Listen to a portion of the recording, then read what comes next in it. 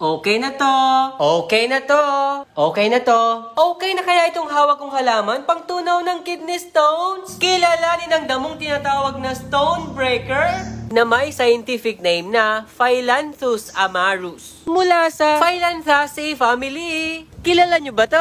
Ang damong ito ay matagal nang kilala sa kakayahan niyang maka-expel or makatunaw ng kidney at gallbladder stones. Meron kasi itong samot-saring bioactive compounds na nakaka-inhibit ng stone formation. O syempre, magtatanong ka paano ito gagamitin. Pakuluan mo yung dahon kasama yung mga stem, yung ugat kaya ay pwede mo rin isamang ugat. Hugasan mo lang ng maayos. Yung isang tasa nito, pakuluan nyo sa 3 hanggang 4 na baso ng tubig. Syempre, palalamigin nyo muna. Pag lumamig na, i-drink nyo na. Pwede nyong gawing tsaa sa umaga at sa gabi. Ha? Ang tanong mo ay kung anong lasa? Mapait. Gaano kapait? Ay tikman natin yung 3 piraso lang na dahon.